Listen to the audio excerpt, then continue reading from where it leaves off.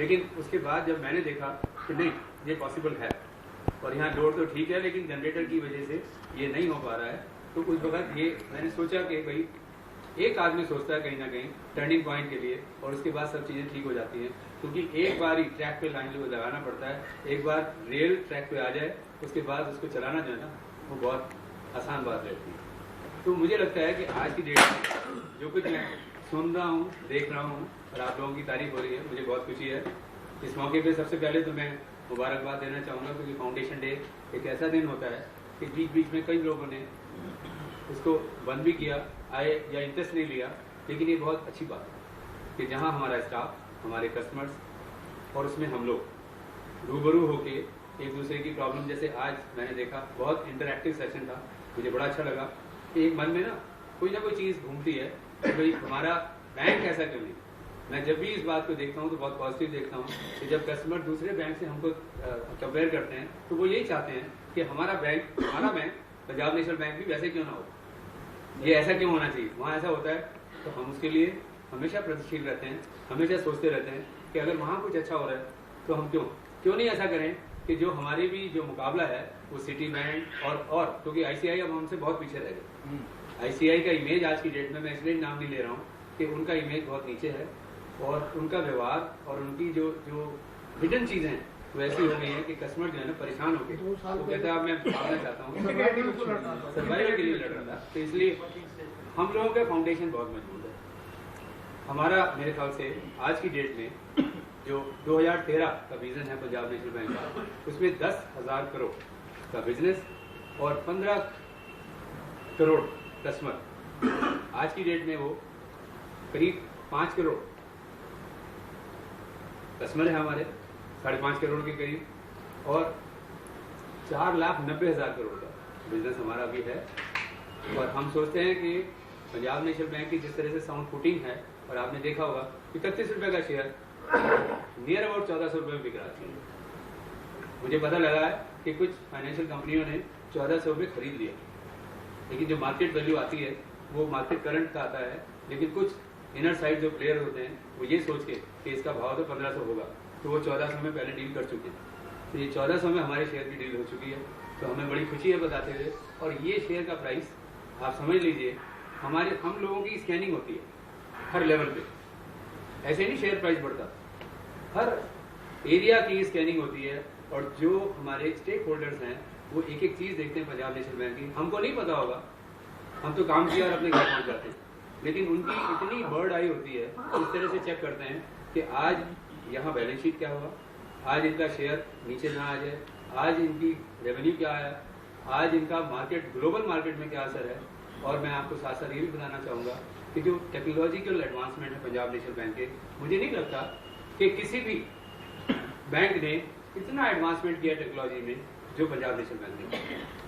Network connectivity एक time था slow हो जाती थी। हमारे सैटरडे को आमतौर पे 14-15 हज़ार यूजर जब हुआ करते थे, और जब सारे आ जाते थे तो 19,000 यूजर हो जाते थे, और उससे वो स्लो हो जाता है। जैसे वो नाली में पानी डालते हैं तो अगर छोटी नाली हो तो पानी वापस आता है, तो ये बैंडविड्थ का भी यही हाल है कि जब वो कनेक्टिविटी चोक हो जाती थी उसकी, तो उसमें से कुछ लोगों को कहा जाता था कि भाई आप बंद कर दो, आप अगर 12 हो तो 6 ही चलाओ, 6 मत चलाओ। और इस तरह से सैटरडे को बहुत रश होता था। इसका निवारण करने के लिए बैंक ने एक और प्रोग्राम लगाया। पहले सिंगल इंस्टेंस में काम करता था बैंक, जिसमें एक सर्वर होता था। अब इन्होंने 2 सर्वर लगाए हैं। ये पहली बार हमारे इंडिया में हुआ है कि हमने पहली बार एक्सपीरियंस किया कि 2 सर्वर लगा के लोड बैलेंसिंग होती है ऑटोमेटिकली। एक वीडियो वॉल है हमारे यहाँ संसद मार्ग में, आपको कभी मौका मिले तो देखना, यहाँ से लेकर यहाँ तक पूरी वीडियो वॉल है, और इससे डबल वहाँ 24/7 हमारे पंजाब नेशनल बैंक, HCL कॉमनेट और वहाँ दूसरे लोग बैठे हैं जो इस बात को मॉनिटर करते हैं कि पूरे इंडिया में कभी भी कोई कनेक्टिविटी चोक होती है तो उसमें एक लाल निशान आए, और उसको टैप करते करते, एनालाइज करते करते वहाँ पहुँच जाते हैं जिस ब्रांच में खराबी आती है। ये ऐसा सेंट्रल सर्वर लगाने से, और डबल सर्वर हमने लगाया। डबल सर्वर का पर्पस ये होता है, उसे बोलते हैं real application cluster, RAC। Rack system ऐसा होता है, ऑल ओवर वर्ल्ड सबको पता है, जो हमने इन्फोसिस के साथ और ओरेकल के साथ अपना टाइप किया है।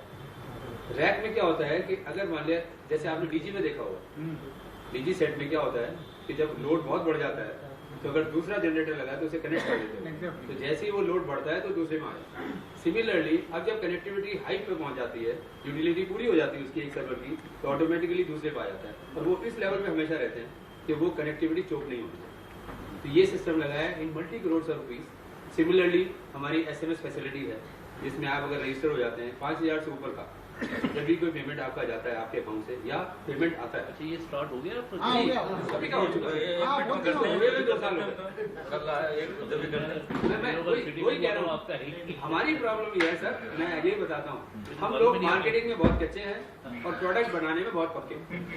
प्रोडक्ट हमारे इतने पड़े हुए हैं, एक मैं अगर प्रेजेंटेशन कराऊंगा यहाँ तो आपको पता लगेगा अच्छा ये भी बैंक करता है, ये भी बैंक करता है, मालूम पता ही नहीं है। मालूम किसी को है। इवन हमारे स्टाफ के पास भी मैं आपको बताता हूँ मोबाइल बैंकिंग फैसिलिटी आ गई है आज की डेट में। आप मोबाइल से जो है ना अपना इधर उधर कर सकते हैं अकाउंट को। ATM पे third party product, third party किसी को पैसा दो, आप ATM पे जाइए, उसमें आपको आ जाएगा, ऑप्शन मिल जाएगा, उसमें आप अपने आप से अगर किसी 10-20 हज़ार कहीं भेजना है इमीडिएट और आपके पास कोई आदमी नहीं है, आप ATM पे जाओ और ट्रांसफर हो जाएगा। दूसरे बैंक में भी चला जाएगा, दूसरे बैंक में चला जाएगा। यस, आपको उसका पता होना चाहिए, नंबर क्या है, हाँ उसका जो नंबर है ना वो कोड होता है, वो अगर आपको पता होगा कोड दे देना, कोड। तो इसलिए मैं बता रहा हूँ आपको, लेकिन इन्फॉर्मेशन आ जाए ना मोबाइल पर। पहले होता था प्राइवेट बैंक के पास या वो सी फैसिलिटी है, हाँ पहले उनके पास है ना, अब हमारे पास भी आ गई सी फैसिलिटी। स्मार्ट रूमर एंड प्रूडेंट सेविंग से उसको बाइफरकेट करने के लिए हमने सेविंग का एक लगाया, करंट का एक लगाया, ये फैसिलिटी भी आ गई है।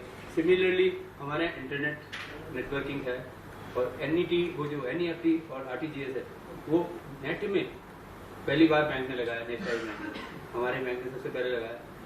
एक डाटा वेयर हाउस बना जिसमें मैं प्रोजेक्ट लीडर था एज DGM IT। उसमें क्या होता है, पूरे बैंक का डाटा कहीं भी हो वो सारा एक सर्वर में जाता है। ये इसलिए बनाना पड़ा, इंटरनेशनल बैंक बेस्ट प्रैक्टिसेस जो है वो ये मेंशन करती हैं कि जब भी कोई बैंकिंग इंडस्ट्री MIS को डील करती है और जो चाहिए तो हायर जो मैनेजमेंट होता है उसको एनालिसिस चाहिए कि आज अगर हम कहीं बैठे हैं, अगर ये डिपॉजिट हो, ये एडवांस हो, तो प्रॉफिटेबिलिटी अगर हमको इतनी चाहिए तो हमें कितना डिपॉजिट कितना एडवांस लेना होगा। वो कैलकुलेशन के लिए एक सिस्टम आता है MIS जिसमें माइनिंग होती है डाटा। टोटल माइनिंग होने के बाद कौन सा सेगमेंटेशन, कौन सा प्रीमियम कस्टमर, कौन सा बिलो, कौन सी ब्रांच जो 20% बढ़ती है, कौन सी ब्रांच 5% बढ़ती है, कौन सी ब्रांच नेगेटिव होती है, तो सारा का सारा सिस्टम जो है उसमें हमारे पास पहले नहीं था। अगर हम ट्रांजैक्शन बैंकिंग सिस्टम का जो सिस्टम है CBS उसको यूज करते हैं तो उसकी कनेक्टिविटी स्लो होती है क्योंकि वो कंजेस्टेड हो जाता है। उसको हटाने के लिए एक सिस्टम आया enterprise wide data warehouse. उस डाटा वेयर हाउस का फंक्शन क्या है, 100 करोड़ का प्रोजेक्ट है ये जो लग चुका है और now bank is using it. Total CBS system, total हमारे कहीं भी कोई जो इन्फॉर्मेशन पड़ी होती है उसको वो लेके आता है डाटा वेयर हाउस में। उसमें एक सिस्टम है डाटा क्लीन और उसके बाद है डाटा वेयर हाउस सर्वर है। उसको क्लीन करने के बाद वो डाटा वेयर हाउस में सारे सिस्टम में तो सारी इन्फॉर्मेशन आ जाती है। अब हमको जो स्टेटमेंट जो MIS चाहिए उस हिसाब से